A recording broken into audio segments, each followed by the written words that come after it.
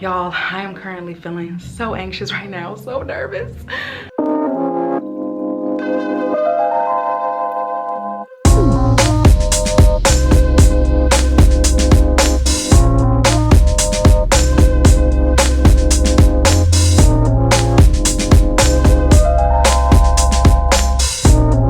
Hey guys, it's Paige. Welcome back to my channel.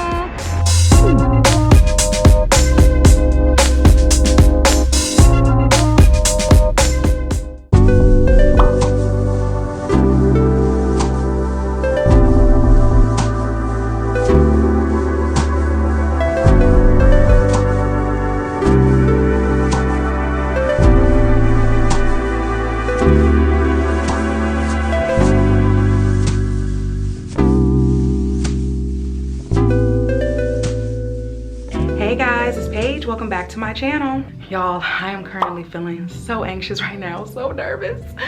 Today is the big day. It is my Bloom and Thrive event, my first ticketed event for Bloom Village. Can't believe it's finally here. I'm so excited. If you know me, then you know your girl has a bit of social anxiety, and speaking on stage and all of those things make me very, very nervous. But it is also something that I want to do in my career. I would love to do more panels. I would love to do more moderating. So that's a bit conflicting, I know. But I really just want to push through that fear. And we are doing that today.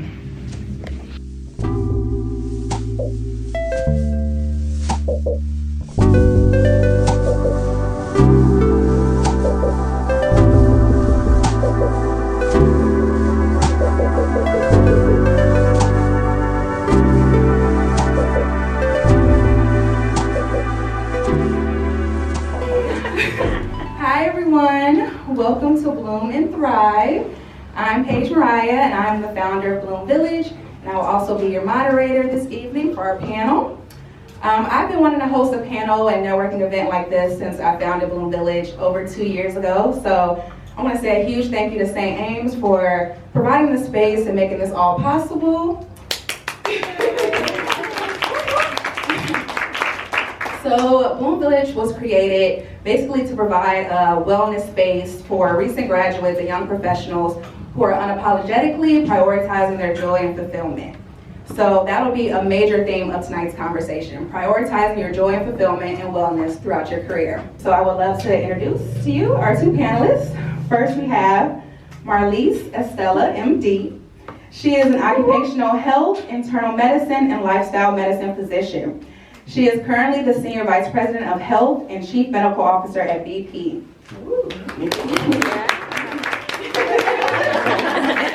And next we have Joe Wong, Senior Private Client Manager at Farfetch and Career and Lifestyle Digital Content Creator with a demonstrated history of working in the beauty, fashion, and luxury industry. Thank you all both so much for being here. I'm going to ask, Sure. you didn't tell us about I'm Paige, founder of Bloom Village, but I'm also a digital content creator as well. Joe and I actually met on TikTok, in the TikTok comments. I've been in London a little over 4.5 years now, basically vlogging my life on YouTube, you know, living abroad and just sharing that experience. And yeah, it's been amazing. And now we're here hosting a panel event, definitely out of my comfort zone, but we're here. Thank you. Here. I really appreciate it. Okay, so we're going to get right into our panel discussion with our first question. So how do you approach the concept of work-life balance?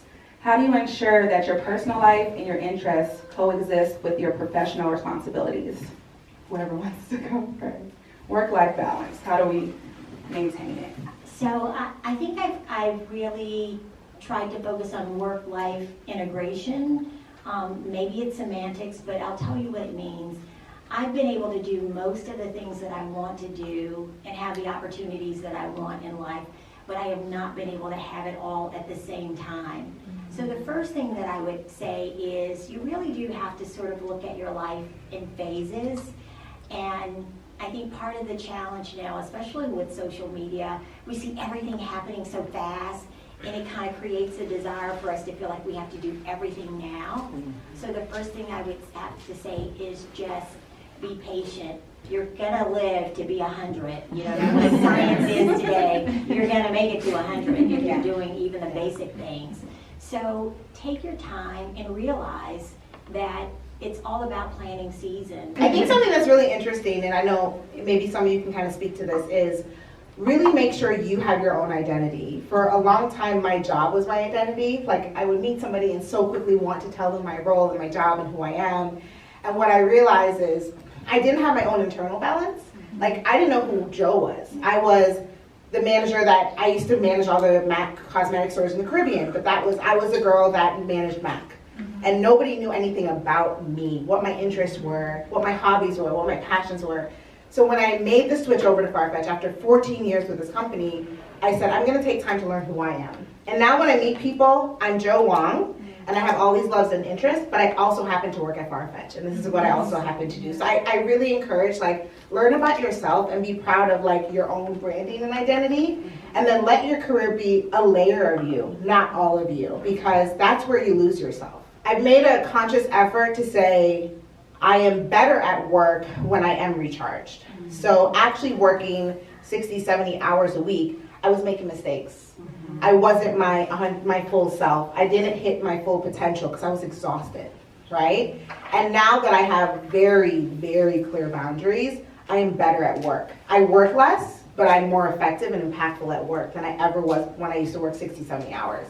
I am going to put you two on the spot, and just anything that comes to your head, who do you think you are?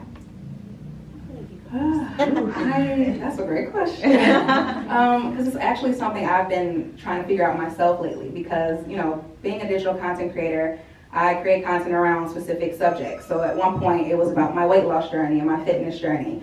And then it transitioned into me living abroad and, you know, being the American in London. Yeah. So now that I'm going to be leaving London within a few months, I'm like, who am I now? You know, so it is a bit of a challenge, but I think Paige Mariah is a storyteller. I love building community and bringing people together. And yeah. Okay, our next question. Imposter syndrome is a common challenge that many individuals face, including myself. What strategies or techniques have you used to build self-confidence and overcome self-doubt when faced with challenging situations in your professional life? When I talked about starting therapy, one of the first sessions, or it was like a consultation, it wasn't even a session, that was one of the first things that came up because she caught the language. And I talked about my career and what I've accomplished. She's like, that's amazing. And I kept saying, like, oh, you know, I was in the right place at the right time. I had the right sponsors. You know, they needed somebody really bad for the region. And she was like, or you worked hard and you earned it. And I could not use the language to give myself the recognition I deserve. So the self-doubt was in my language. And she said, you know, and we were talking through some things, and she's like, have you heard of imposter syndrome? I think the best thing to do, and I'm hesitant to say it because you hear it often, but I want you to really take in what I'm saying, is to show up and be authentically you. I have a different accent in London. I am a bit more carefree in a corporate setting. Still professional, but my energy is a little lighter. And I don't break any norms, I don't offend, I don't try to conform. And that helps me to stand out. I'm gonna give you one more assignment, you all. Okay? I want you to work on developing your own personal mission statement.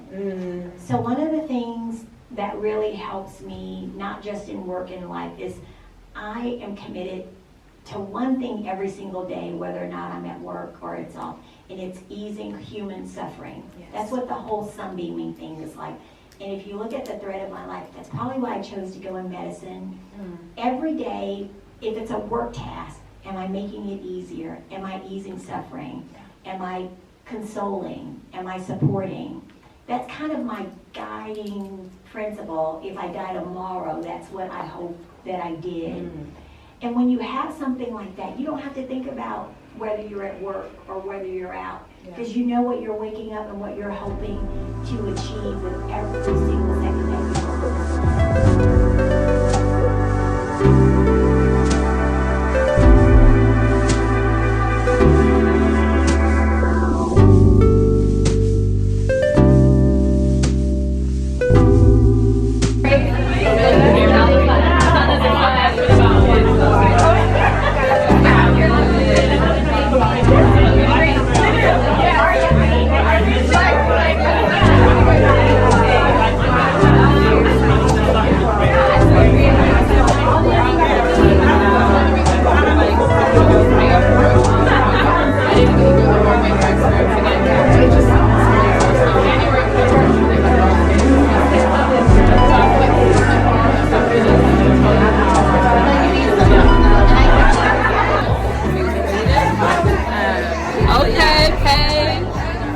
hostess with the mostest. So what'd you do today? I hosted a panel. Yeah. It was scary, but I did it. 3. All right, ready? 1, 2, 3.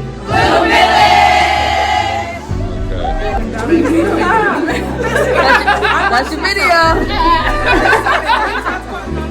You can. Let's go, Paige. All right, so I want to make a toast to Paige. Her first event. She did amazing. We're just celebrating you, Paige, for bringing this group together for your first event. Also, we're very sad that you're leaving, but we're not going to talk about that right now. So, yeah, cheers to Paige and Tree Village. Cheers.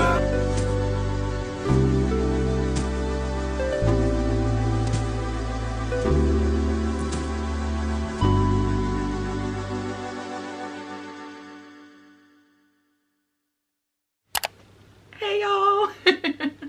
I did it. I pushed through the fear and I hosted my first panel and networking event on Friday for Bloom Village. Honestly, the emotions are pretty overwhelming, y'all. Like, it's so much. I have been wanting to host an event like that from the very beginning. It's always been a part of my plan for Bloom Village, right? But surprisingly enough, even though I am on YouTube, I do have a bit of social anxiety. It has always just been something about speaking in front of people in person that has just like freaked me out. I could speak to a camera all day and upload it and have hundreds of thousands of people watch me and I'm like, okay, this is fine. But it is just something about standing on the stage with a microphone and having to talk. Like, but at the same time, I love storytelling. I love building community and bringing people together. I want to host events like this. I feel like there needs to be events like this. And I, for some reason, feel called to put them together and host them. And you know what? I honestly feel like aside from, you know, building community and providing a safe space for others, I feel like Bloom Village's purpose was also to push me out of my comfort zone. So let me give you a little backstory on Bloom Village, right? So I moved abroad to London to study for my master's degree in strategic marketing in 2019. And in my head, I thought that I would probably only be here for the duration of the program, which was 1 year. But I felt like my time in London was not over. And I started looking into other visa options. And that's when I learned about the UK startup visa. And this visa would allow me to live and work in the UK as an entrepreneur. But the thing was, we had to come up with an original business idea. And that is how Bloom Village formed. And at the beginning, it wasn't even called Bloom Village. I can't even remember. I think we were called the Cocoon Collective.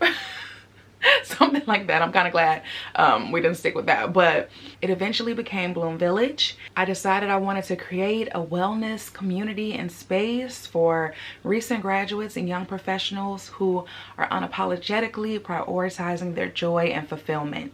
I really wanted to stay in London. I knew I had a great idea, so I was determined to see it through.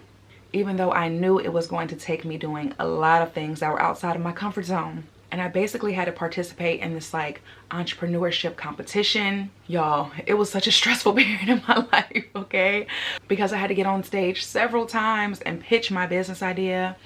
I remember one time I had to pitch and I just went in the bathroom and got on the phone with my mom and cried my eyes out. She encouraged me, I wiped my face, and I went out there and I did it.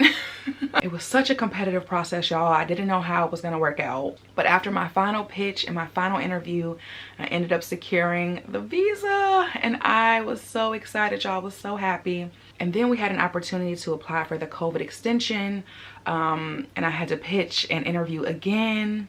And now here we are, a little over 2 years later. And since founding Bloom Village, I've hosted a bunch of meetup events, from picnics in the park to winter wonderland.